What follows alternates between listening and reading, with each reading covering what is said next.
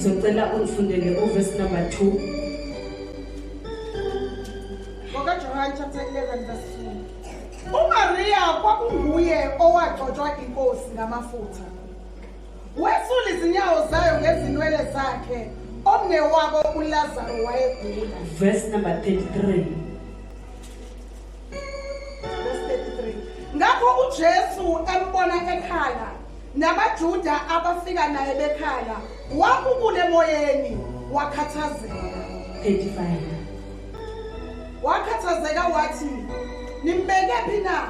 Bathi kuye Nkosi uyazi ubone. uJesu wakhala izinyembezi.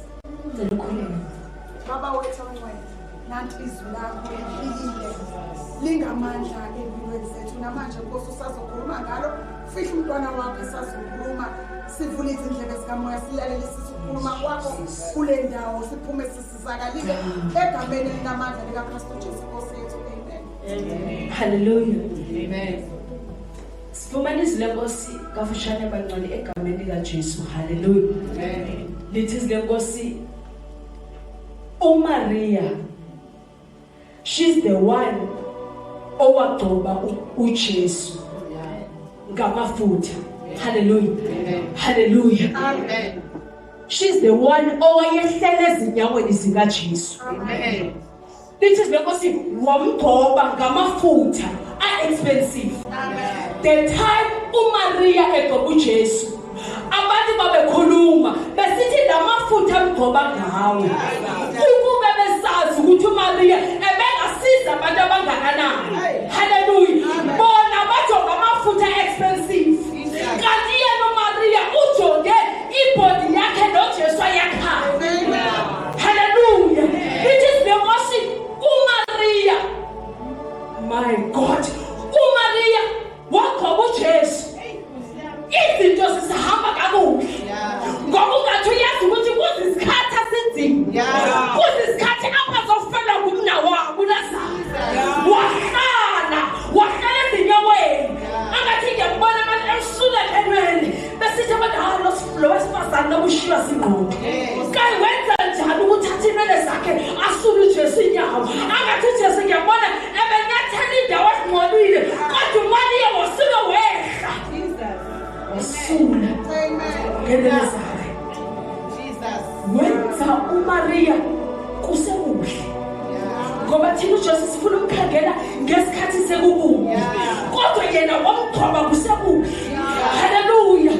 Hlala lentshathi ezimandazeni bomama masiyasenze kakhulu kusekuhle kuJesu. Ukuba kuthi nikela kusekuhle. Ukuba kuthi thandaza khuleka kusekuhle. The time sisenza sisenamandla siya invest kuJesu. Masesekubi sesingenamandla okuma siyokhumbuza. Siyokhumbuza. Awukwazi ukukhumbuza umuntu ngento ongayenzile. Ngoba manje bayisephelile, awusakwazi ukukhuleka, awusakwazi ukufundiswa. Ngesikhathi usenamandla ngenza kakhulu. Siyenza isikhathi somkhumbuzo. Sekukubi. Verse number 33. Ngakho uJesu embona ekhala nabaJuda abafika naye bekhala, wakubule emoyeni, wakhathazeka. Jesus, hallelujah. This is what we sikelele ndoba uJesu uMartha imbone sisa uye kuJesu yothi ukuba ubukhona Jesu umnawethu ngekafanga. Baba asimbonanga uMartha esakhibhodi noNkulunkulu. Amen. This is the Nkosi uJesu waba nazo impendulo. uMartha kuzisikhathi ke ngosekusiya uMaria verse number 33. Uthi uMaria manje siya uMaria uye ngokumunderstand. Aye aphinde bazanyawo bezigcobisa. The time bezigcobisa besazi ukuthi wakhala. Afike ehle akhalinye bese. Athi ukubukhona. Baba utho same word ebezithiwa uMartha. Kodwa ngamazwi ebethiwa uMartha khangamkhathaza uJesu. Kodwa musebuye umuntu wenze wafike wakhala wathi kuba bukhona ke buyaphendula wethu ithi Nkosi uJesu wakhathazeka wakubona inyembezi my God Jesus wakubona inyembezi wakhathazeka wakhala naye wabuza ukuthi nimbekephi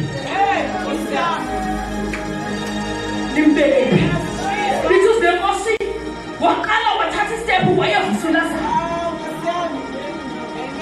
ngoba kufika umuntu ozamkhumbuza ngoba basamkhumbuza uJesu akakwazi ukujikela ngaphendula ngoba wazi kakuhle ukuthi wehele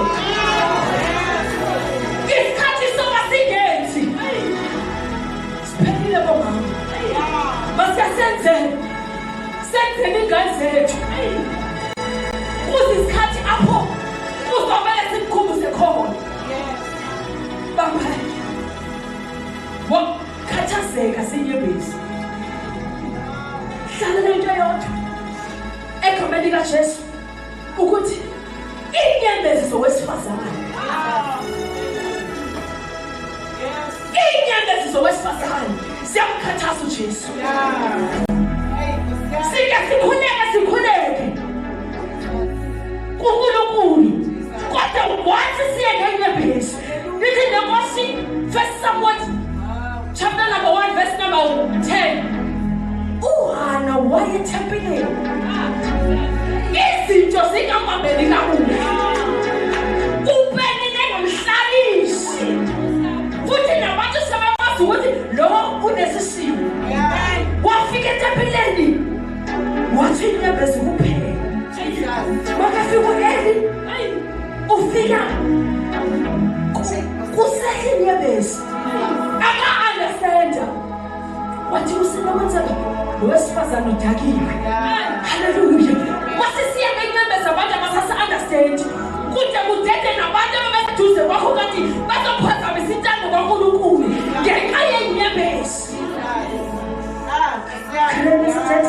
Let's go back to God ngenyembezi siye kuNkulunkulu siyokhala kuyabonakala ukuthi sisukile kuposition sibomama iposition yokuya sehle ngamadolo kwehle zona the times sehla siwela phansi asiweni phansi kodwa siwele ezinyaweni zakhe uNkulunkulu wethu akhukumiseke. Let's go back ngenyembezi egameni leNkosi Jesu uNkulunkulu asikelele egameni likaJesu and happy Mother's Day. Get tender. Hallelujah.